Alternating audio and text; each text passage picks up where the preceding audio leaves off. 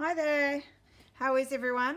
I hope that you're having a pretty good day. For us, it's the afternoon in Sydney and it's actually raining, which is great. We're getting more rain. Um, Recently, the rain has put out the bushfires, um, so that's pretty good. And it's also given a lot of rain to the farmers because a lot of our farmers have been in drought, which is also really good. So today what I'm going to do is I'm going to do the 2020 CO3 Margarete Miller's challenge, number 3, week 3. I'm a bit behind Rachel, and now Lulu's doing the challenge too, so I have to catch up. So I've got a little tag where I've written down the prompts for this week. So number 1 is a bug or an insect. Number 2 is a key. I couldn't find a key, so I might not put that one in. Number 3 is a sequence of numbers. Number 4 is ink, whatever that means. Number 5 is a quote, and the bonus is something in black and white. So I think I'm going to do them all except for the key because I couldn't locate a key anyway. So I'm going to start off with my background. I'm going to do a double page this week. I think I'll glue straight onto this. This is just some, it's from an old book. Sort of, you know, those girls' annual type of books where they have, I think they're from about the 50s or 60s, and they have comics and they have stories. Sometimes they have craft things to try, things like that. So I've pulled some of the comic out, and I've already trimmed it down so that you didn't have to watch me doing that on camera. So that's going to be the base of this side. And then the other side, just checking him on screen, yep. And then the other side, I'm just going to collage with just random bits of sort of neutral coloured papers. So I'm just going to bring my glue book over. The papers on this, I'm just gluing down with my Yoo-Hoo glue, which I find to be quite good. If I use thicker papers, like more like cardstock, I tend to either use Mod Podge or I like using PVA a lot. I know PVA can sometimes make the paper bubble, but if it's thicker it's better. Like, it doesn't bubble as much, I find, with the PVA. And Mod Podge is pretty good as well. I can't find, what's the one a lot of people do? Use Fabri-Tac. I can't find that where I live. I'm sure I could buy it online, but I've never tried. So I just stick with the old glue stick and mostly PVA and Mod Podge. So I'm just wanting to cover up this book page, and so today I'm going to go with mostly a neutral colour and a blue theme.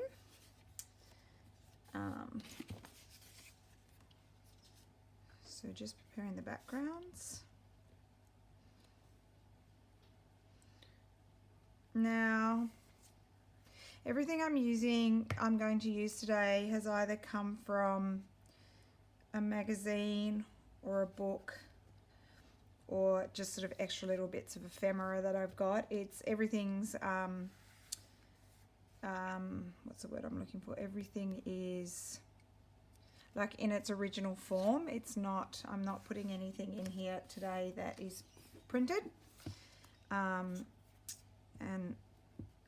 I'm trying to keep pictures from magazines of things that I like, and then my plan is throughout this glue book that I'm doing, this collage book, I will end up with a lot of really sort of pretty things that I like out of old magazines and stuff, so that I don't throw them out. Okay. I might not cover up every bit because I'm going to have other sort of images over the top which will cover some of the gaps. And I don't mind the background of the book because it's kind of neutral as well. So it wouldn't really bother me too much. a lot of these little strips I've just cut out of books. What else have I got? I might actually put a few bits over there.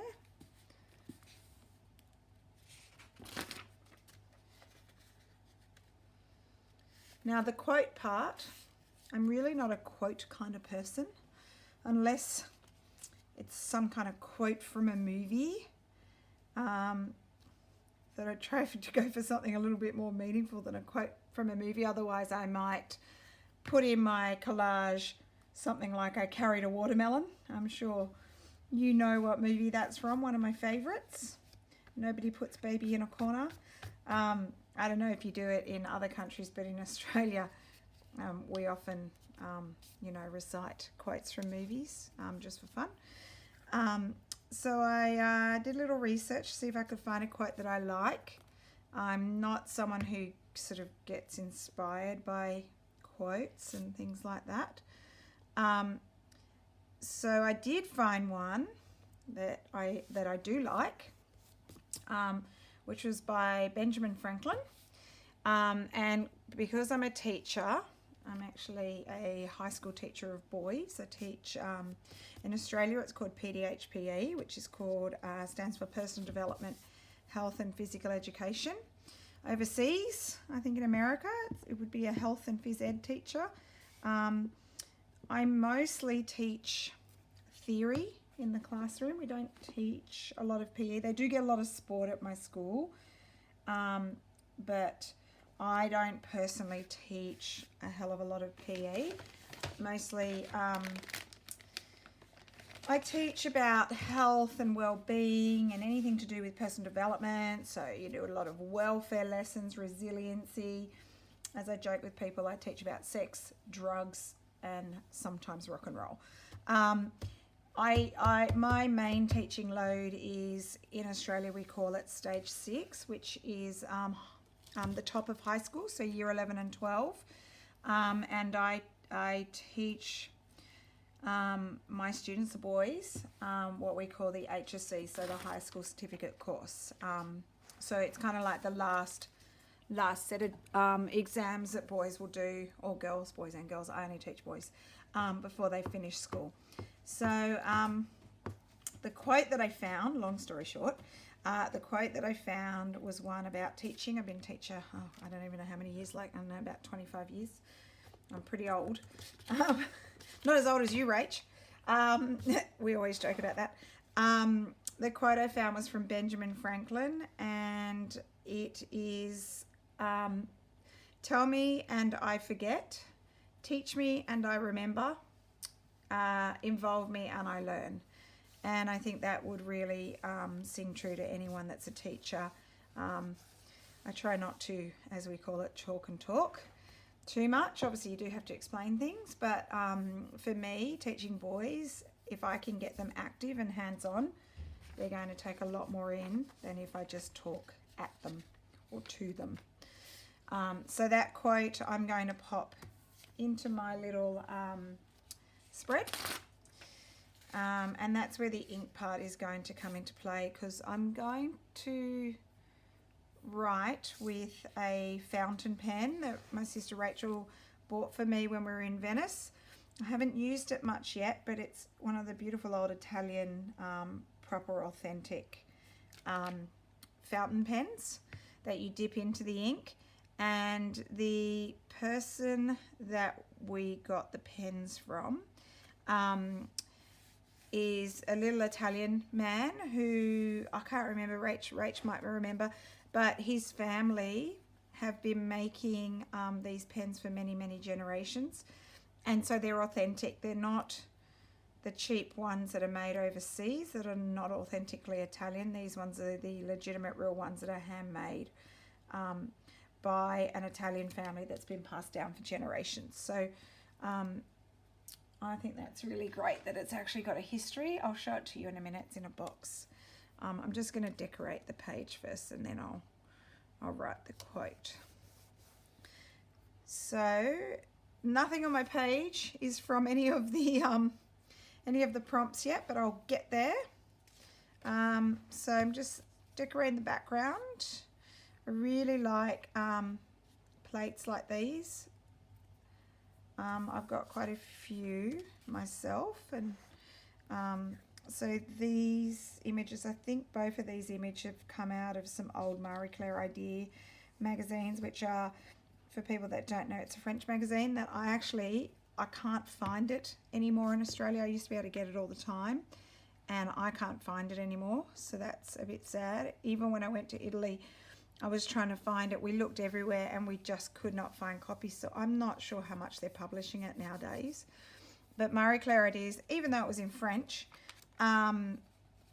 it was a really cool magazine that they gave you lots of creative ideas. I mean, it had some ads in it for, like, you know, makeup and clothes and stuff sometimes, but the essence of the magazine is that it's kind of like a handicraft magazine. And I literally had so many copies that I'd collected over the years. Rachel sort of got me onto it when I was younger, and I used to work in a newsstand, I think you call it in America. We call it a newsagent. I worked in a newsagent for about 10 years, and I used to buy the magazine all the time, and I still had stacks of them. So I decided to go through them all, keep what I really liked, and I have cut out a lot of things. There's some really great images that I'll be able to put into my collages. And I really like the idea of keeping the pictures rather than the magazines, which were rather bulky and taking up a large space on my bookshelf. So still nothing on my page that is one of the prompts, but I will get there, don't worry. I just kind of like decorating.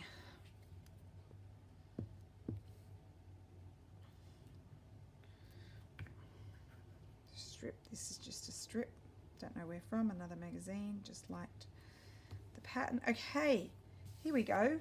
Here's something from a prompt. Bonus, something in black and white.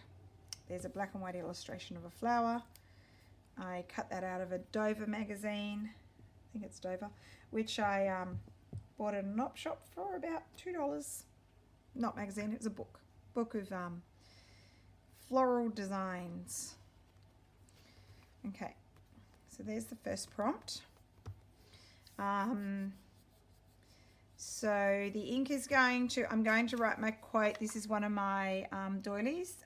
These are in my Etsy store. I'll put the link down the bottom to my Etsy store. I'm going to write my quote on here, and I think I will place that one there. Okay, so these are again out of Marie Claire Ideas. These were some embroidered bugs. I've got a few. The grasshopper is really cool, but I think it's a bit big. And I put the butterfly on there. They were the different ones from the magazine. So what I might do, I think that's a bit, I might put one of these on each page. So I might put that one there, and maybe this one here. There are my bugs. I've got this little label from some thread, which I'm going to stick there. I'll write my quote on there before I stick it down, and then this will be my little tag, which I'll create as a little flip. Okay, so let's get this finished off. Oh, hang on, I need to write my quote. Let's stick this one down first.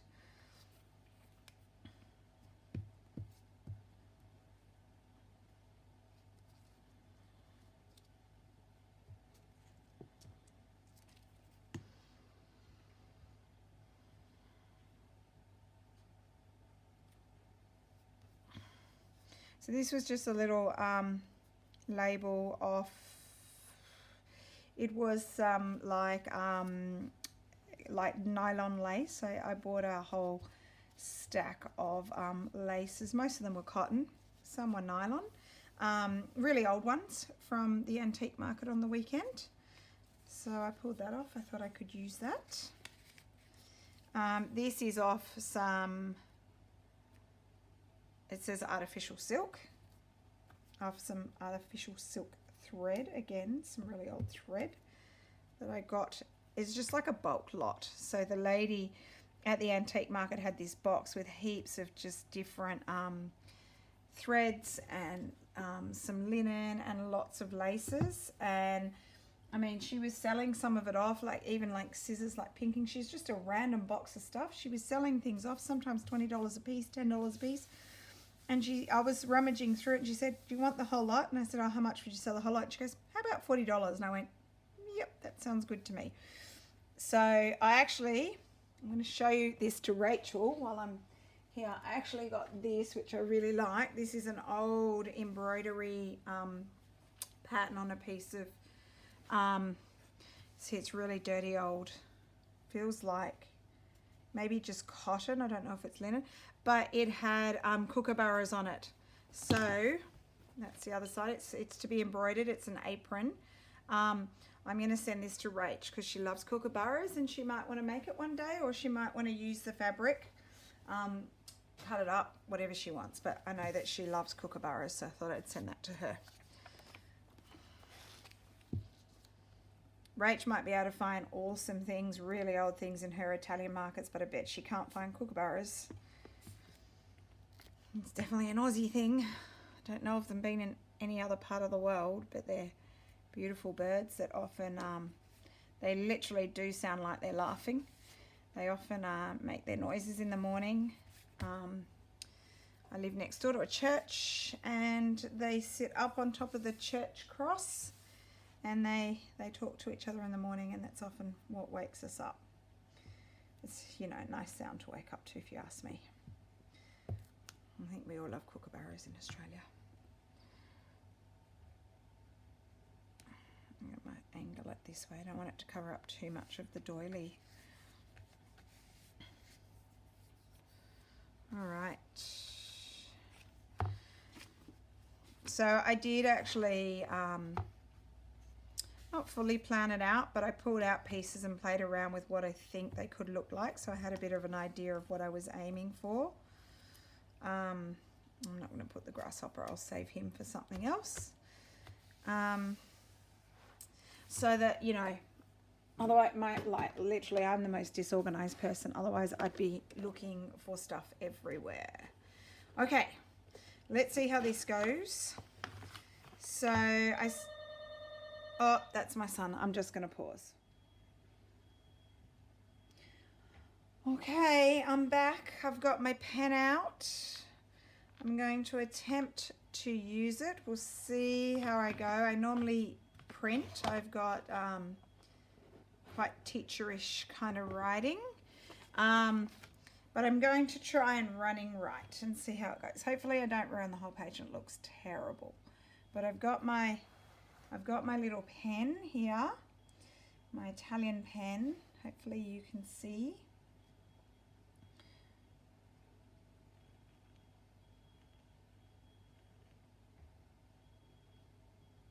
There's a funny beeping noise. I don't know if you can hear that.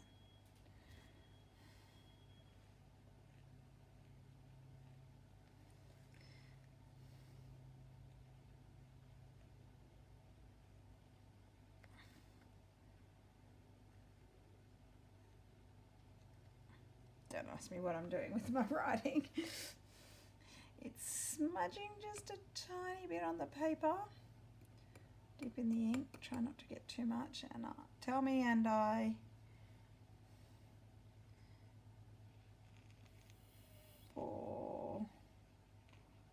forget. Tell me and I forget. Oops.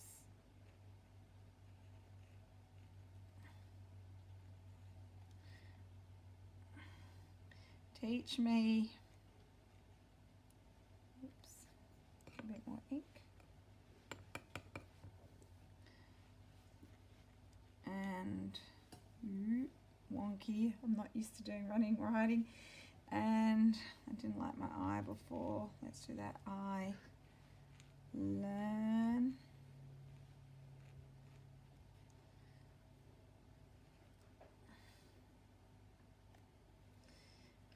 Involve me.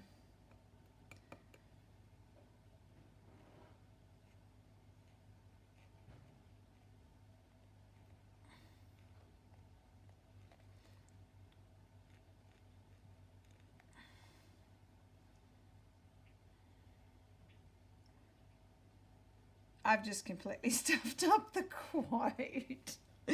It was meant to be teach me and I remember. I don't even know how to fix this. Okay, it's not learn. Total stuff up. Probably should have written the quote before. It's meant to be remember. Involve me and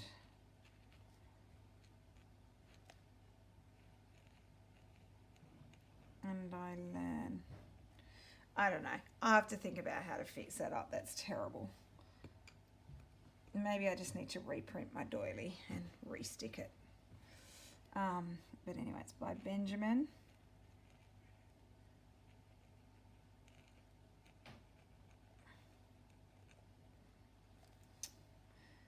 Franklin.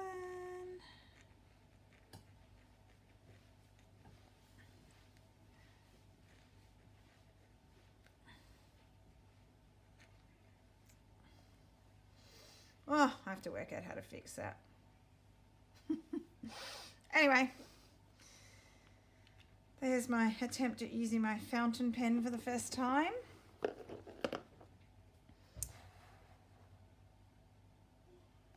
I have to think about how to fix that. So I'm going to find some washi tape. Let me just have a look. Sorry, leaning across the camera. What might go well?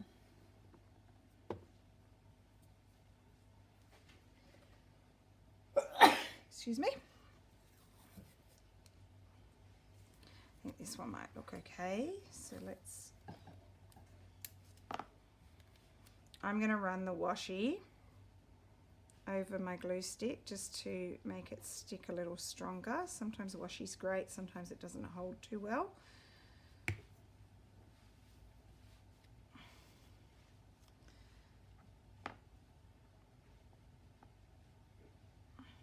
Now I'm covering up the butterfly wing just a tiny bit. And just going to line it up with the bottom.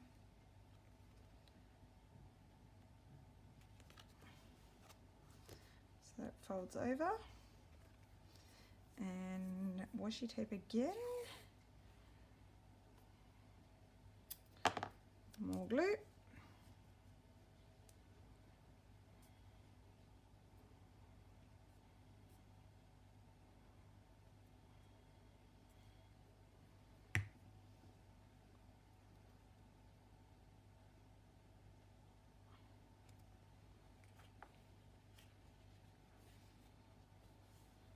Okay.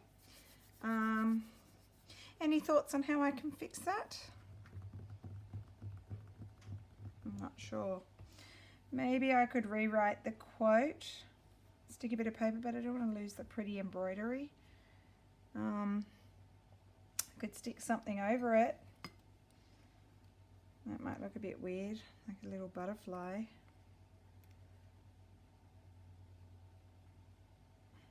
I don't know. Kind of stuffed it.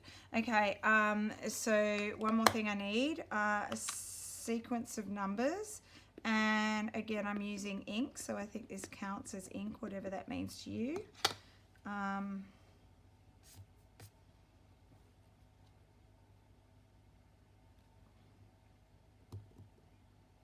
just going to stick it there in blue ink to go with my blue theme. Maybe I just leave my mistake. I mean, I'm not giving this to anyone, so it doesn't really matter. It's my own thing. Teach me to be careful. Sorry, the light's shining on the paper. So that's my double spread. We've got a bug or an insect. I've got the butterfly and the two dragonflies. I left out the key. I've got a sequence of numbers down the bottom here. I have ink in both the numbers, and I've written my quote in the ink, and a quote: tell me and I forget, teach me and I remember, involve me and I learn, Benjamin Franklin. And then something in black and white, which is my flower. Actually, one more thing, I thought I might put a stamp on. Another thing I got at an op shop was a big bundle of old stamps. Only cost me, I think it was about $5, not even. Let me just see if I can quickly, I'll just have a look. There's a lot of stamps in here. I haven't really done any sorting of them. I've had a look through, but let's see if there's something colour-wise that would go. That would.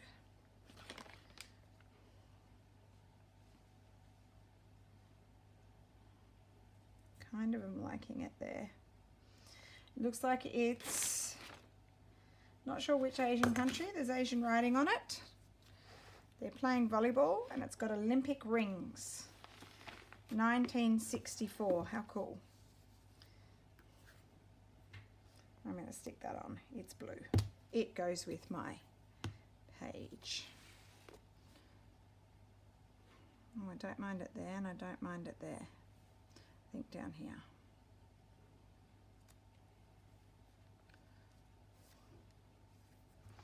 Okay. So I consider that done. I might get on to week 4 and maybe even week 5 and try and catch up to my sister and Lulu. See if I can keep along with them. Okay, hope you like what I've done. If not, oh well. Okay, bye.